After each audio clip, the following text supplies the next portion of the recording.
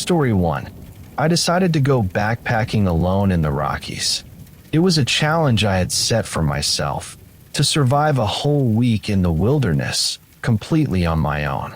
I planned it out thoroughly and made sure I had every essential item, including a satellite phone in case something went wrong. The first 3 days were incredibly peaceful. The scenery was stunning, and I felt calm. But by day 4, I began to sense that something wasn't quite right. I couldn't shake the feeling of being watched. I kept hearing small branches breaking behind me, and once, I thought I saw something quickly move behind a tree. I kept telling myself I was just overthinking things. That night, everything got worse. After building a fire, cooking dinner, and getting into my tent, I heard it, slow, calculated footsteps. They circled my tent in a deliberate way. I held my breath and stayed as still as I could. Whatever it was stopped right at the entrance to my tent. I gripped my hunting knife tight, waiting for something to happen. But then, silence. I didn't sleep the rest of the night. As soon as the sun rose, I unzipped the tent and scanned the area. No tracks, no animals, nothing out of place. It made no sense. I hiked fast that day, trying to put distance between myself and whatever had been near me. I set up camp near a river, hoping the sound of rushing water would help drown out my anxiety. But that night, it happened again. Footsteps. At first, they passed by my tent, but then they came back. Closer. I finally yelled out, "Who's out there?" And then, a voice replied. It was low and scratchy, and it simply asked, "Why are you here?" I grabbed my satellite phone, shaking, and called for help. The next morning, a ranger helicopter picked me up. When I explained what happened, they told me that no one else was supposed to be in that entire section of the park. Absolutely no one. Story 2. This happened far up north in Canada, where my uncle owns a small hunting cabin deep in the woods. He doesn't live there, just visits during hunting season. One winter, he offered to let me and 2 of my buddies use it for a weekend getaway. It was completely off-grid, so we had to snowmobile our way in. No phone signal, no electricity, just a fireplace and a couple of propane lamps for light. The first night was great. We made food, played cards, had some drinks, and told each other scary stories like kids again. But on the second night, things started getting strange. We began to hear a knocking noise coming from the side of the cabin. At first, we thought it was just branches blowing in the wind. But then we realized there wasn't any wind. It was dead still outside. We stepped out to check, but didn't see anything. There were no tracks in the snow and nothing that could be hitting the walls.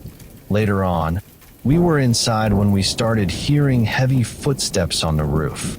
Not small movements. These were loud stomps, like someone was walking around up there. We rushed outside again and pointed our flashlights toward the roof, but it was totally empty. The strangest part? The snow hadn't been disturbed at all. No footprints, nothing. Feeling uneasy, we stayed up late sitting near the fire. Around 3 a.m., the front door slowly creaked open all by itself. None of us were near it. We leapt up, slammed it shut, and locked it immediately. We spent the rest of the night sitting with knives and a hunting rifle close by. At dawn, we examined the door. No signs of it being forced, and no footprints leading up to it. It was as if something had simply appeared. We left that morning, cutting the trip short. My uncle still laughs it off. But the 3 of us all know what we experienced was real. Story 3. My dad used to be a forest ranger in Oregon. He wasn't someone who scared easily.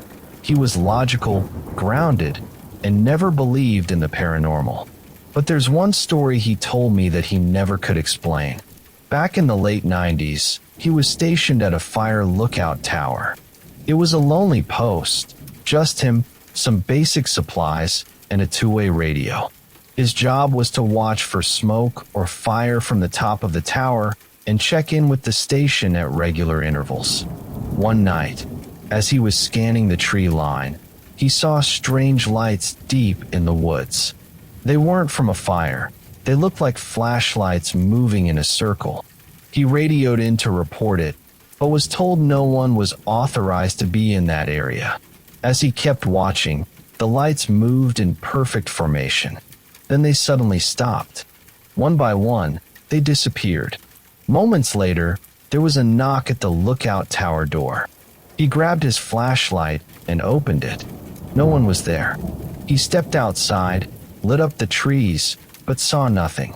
When he turned around to go back inside, he noticed the lights had returned. Only now they were much closer than before. He didn't sleep that night. Rifle in hand, he watched from the tower windows until sunrise. When daylight came, he hiked down to investigate. But when he reached the area where the lights had been, there was no trace of anything. No gear, no human tracks, just an odd circle of dead grass like something had been standing there for hours. He filed a report. His supervisors told him not to worry about it, but he said something about those lights didn't feel right. They didn't feel human. He requested a transfer out of that station just 2 months later, and he never went back.